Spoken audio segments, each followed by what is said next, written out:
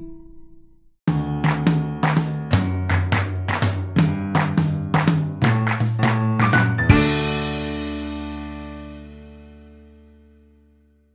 les gens, on se retrouve aujourd'hui pour parler de Rituel de chair, un roman de Graham Masterton qui a également écrit Wendigo dont je vous ai parlé il n'y a pas si longtemps. Après avoir lu Wendigo, je m'étais promis de lire plus de Graham Masterton. Le livre ne m'avait pas trop plu, mais c'est vrai que c'est pas un des livres les plus populaires de cet auteur qui lui l'est pas mal et je ne voulais pas rester sur un échec. Donc quand j'ai trouvé Rituel de chair dans une brocante, j'ai pas hésité, je l'ai acheté, je l'ai lu dans la foulée, ça m'a bien plu, du coup j'ai acheté après d'autres Graham Masterton dont je vous parlerai certainement un jour. En attendant, on va parler de celui-ci, donc qui a été publié pour la première fois en 1988 et qui est divertissant, je dirais. Il n'était pas parfait, mais je l'ai lu encore une fois quasiment d'une traite et ça m'a quand même bien plu. Alors l'histoire c'est celle de Charlie et Martin, un père et un fils, qui sont sur la route pour recréer des liens parce que Charlie a complètement loupé l'enfance de son fils adolescent, parce que lui justement il était toujours sur la route pour faire son travail de critique gastronomique. Donc il va de ville en ville, de restaurant en restaurant, et là il a pris son gamin avec lui histoire de créer des liens. Et sur la route, ils entendent tous les deux parler d'un restaurant nommé le Reposoir qui n'est sur aucun guide et dont les locaux n'ont pas l'air de vraiment vouloir parler. Charlie, lui, se commence à l'intrigue et il décide qu'il veut absolument y aller. Alors, le livre commence in media res, donc dans l'action, mais après c'est vrai que ça prend plus son temps, histoire d'installer un petit peu la situation. Donc le premier tiers est plutôt lent, les deux seconds tiers sont plus rapides, plus riches en événements, avec une petite poussée d'adrénaline sur la fin. Alors moi, vous me connaissez forcément, j'ai préféré le premier tiers et la montée du suspense. Pas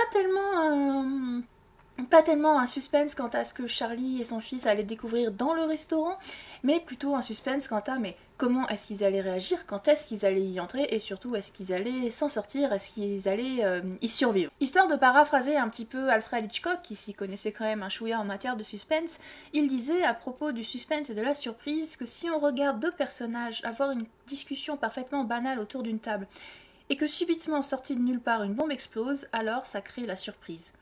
Mais si, dans la même situation, le public sait qu'il y a une bombe et que les personnages non, et eux ont donc leur discussion parfaitement banale en ne se doutant de rien, nous pendant ce temps à les regarder, on angoisse, on a envie de leur crier de partir et c'est ce qui crée le suspense, la tension. Et c'est exactement ce qui se passe dans Rituel de chair. C'est-à-dire que, enfin bon, il n'y a pas de bombe, hein, donc c'est pas exactement ce qui se passe, mais les personnages, eux, ne savent pas qu'on dévore de la chair humaine au reposoir, mais nous, on le sait, c'est-à-dire que c'est quand même, il y a pas mal de présages dans le livre, c'est pas à garder excessivement mystérieux, c'est tellement pas censé être une surprise que c'est en fait sur la 4e de couverture, c'est les mots que vous avez lus au début de la vidéo sont écrits en gros sur la 4e, donc voilà, c'est pas exactement censé être une surprise, nous on nous prépare à la chose, les personnages non, et donc à chaque fois qu'ils se rapprochent de ce restaurant sans se douter de ce qui les y attend, on a envie de leur crier, ou du moins moi j'avais envie de leur crier, mais cassez-vous bordel!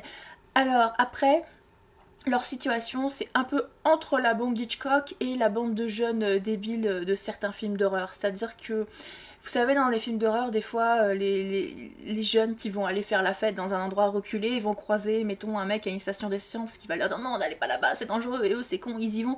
Alors, c'est pas tout à fait ça, parce qu'on leur dit pas que le reposoir c'est dangereux, mais on leur dit quand même ouais mais vaut mieux pas y aller, ouais mais tu vois il y a un autre restaurant là-bas, peut-être tu pourrais aller à celui-là.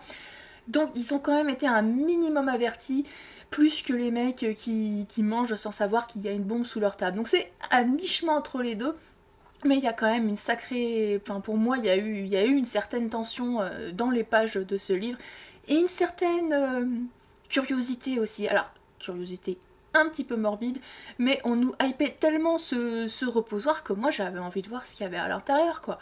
Alors je vais pas évidemment tout vous raconter parce que, alors il y a des surprises quand même, je vous dis, nous on sait des choses, ou en tout cas on s'en doute fortement, que les personnages ne savent pas, mais il y a quand même des choses auxquelles on ne s'attend pas. Par contre, un truc qui n'est pas surprenant, c'est que le livre peut se faire un petit peu gore. En même temps, au vu du thème, je pense que vous vous doutez qu'il va y avoir des scènes un chouïa difficiles à digérer. Alors moi, c'est plutôt bien passé. Bon, il y a une ou deux scènes où j'ai un peu grimacé, mais honnêtement, je l'ai plutôt bien vécu. Si vous avez l'estomac faible, gardez quand même ça à l'esprit. Alors, donc voilà, c'est un petit peu gore de temps en temps. Moi, c'est pas un truc qui me passionne, le gore. Donc c'est pour ça aussi que j'ai préféré la... Bon, c'est pas excessivement gore dans la seconde partie, mais c'est vrai que j'ai quand même préféré le premier tiers avant qu'on rentre vraiment dans le reposoir. Après ça, alors j'ai toujours bien aimé le roman, mais je trouve aussi qu'il y a plus d'erreurs dedans. C'est-à-dire que la seconde partie est plus longue, mais plus riche en événements, mais il y a plus de trucs qui m'ont fait grimacer quand même, pas beaucoup, mais un peu. Déjà, le livre commence à avoir un schéma assez répétitif. Mais voilà, les répétitions ont un sens dans le cadre du livre. Parce qu'en fait, notre personnage principal, qui est Charlie, plus que son fils Martin, essaie de faire quelque chose et n'arrête pas de se planter. Et c'est vrai que dans la situation dans laquelle il est, ce serait bizarre en fait qu'il réussisse. Donc toutes ces répétitions, même si à la fin j'admets que je les ai trouvées, mais vraiment sur la fin, un chouïa lassante, et ben ça donne... Bon alors déjà ça montre le désespoir de la situation du personnage, et ça donne alors un réalisme relatif à une histoire qui sinon est assez grotesque. Et voilà, ces répétitions ont un sens pour nous faire vraiment sentir la situation désespérée du personnage qui ne peut pas s'en sortir comme ça d'un coup de baguette magique. Le souci, c'est que justement la conclusion fait un petit peu coup de baguette magique et ça vient un peu casser l'effet qui avait été produit par les répétitions, ce qui est dommage en plus. Alors il y a la fin, la conclusion qui arrive de façon subite comme ça et qui est assez grosse. Et après il y a l'épilogue qui n'a, je trouve, aucun sens vis-à-vis de cette conclusion. Donc moi j'ai pas trop apprécié la fin. Ça m'a pas rétroactivement gâché le roman, mais c'est vrai que j'en ai pas été fan. J'ai quand même un peu eu le sentiment que Graham Masterton s'était écrit dans une impasse et que du coup il s'est dit qu'il était temps de sortir le gros Deus Ex Machina histoire de se sortir de ce mauvais pas. Donc ça c'est un premier problème que j'ai eu. Après encore une fois la fin m'a pas gâché le roman. Voilà, c'était sur les dernières pages et ça m'a laissé un goût un petit peu amer dans la bouche, mais j'ai quand même apprécié ma lecture jusque là.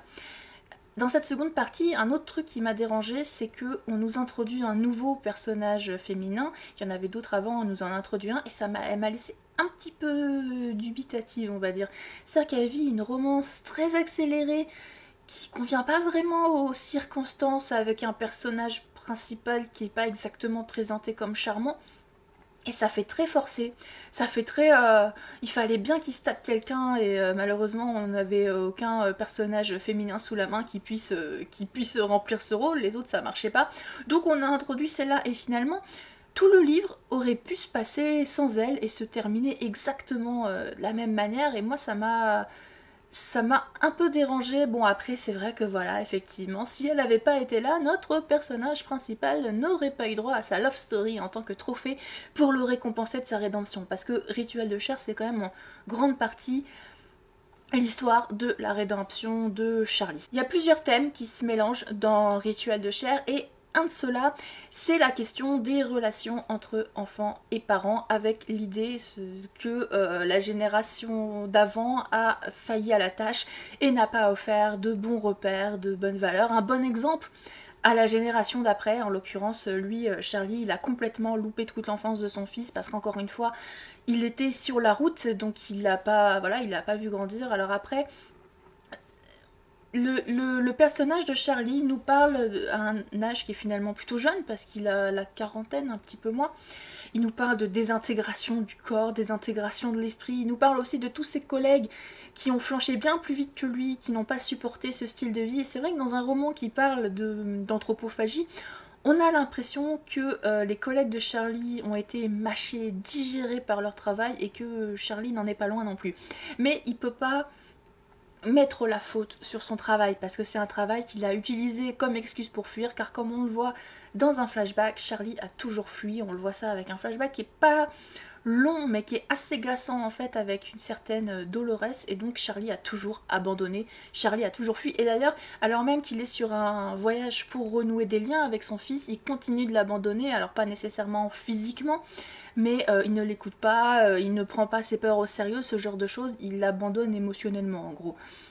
Et effectivement, la situation dans laquelle il est vis-à-vis de sa famille, c'est lui qui l'a causée, mais également la situation dans laquelle lui et son fils se retrouvent par rapport au reposoir, c'est en grande partie sa faute. C'est lui qui s'est foutu dans cette situation à force d'immaturité, parce que, sérieusement, les locaux voulaient le dissuader d'aller au reposoir, le fils ne voulait pas y aller parce qu'il avait peur, les guides clairement n'indiquaient pas le truc, et même les propriétaires du reposoir ne voulaient pas le laisser rentrer, et Charlie, ce con, ce qu'il s'est dit, c'est si on veut pas me laisser rentrer, alors il faut que je rentre. Le niveau d'immaturité est assez énorme.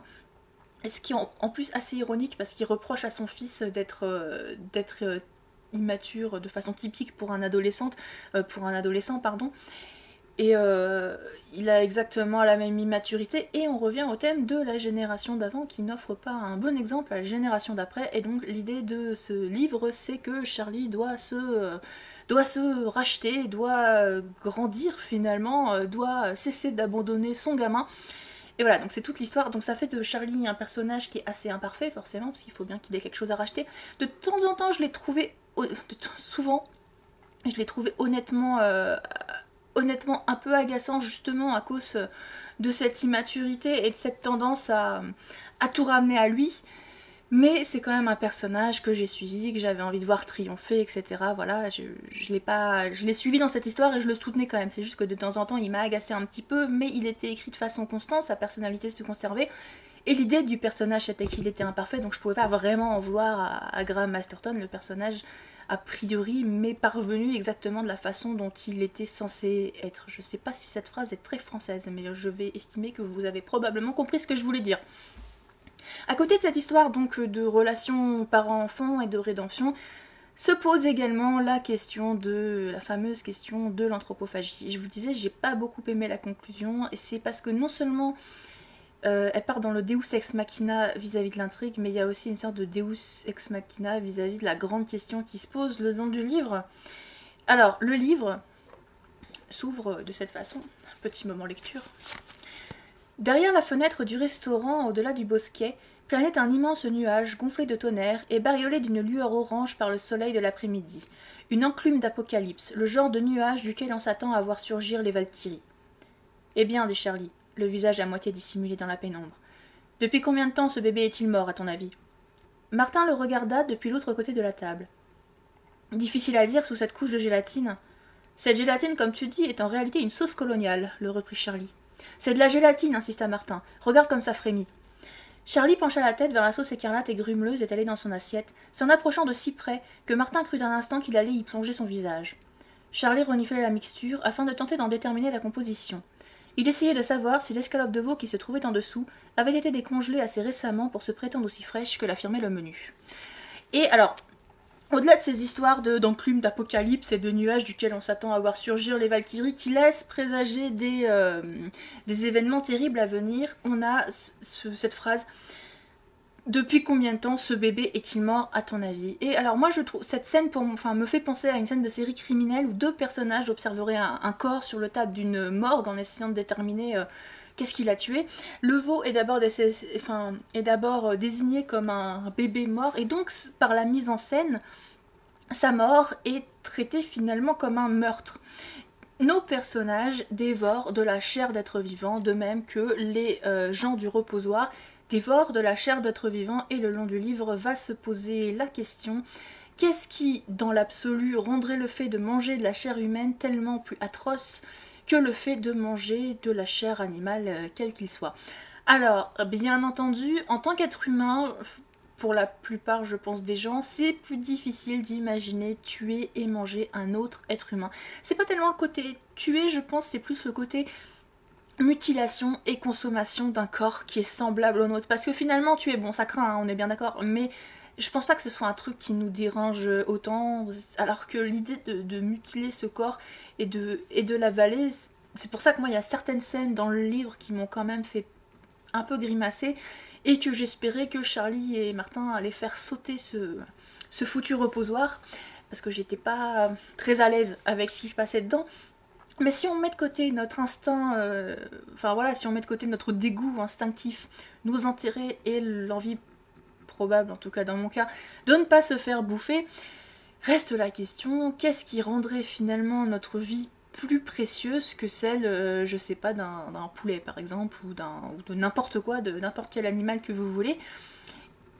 Et c'est la question que se pose le livre.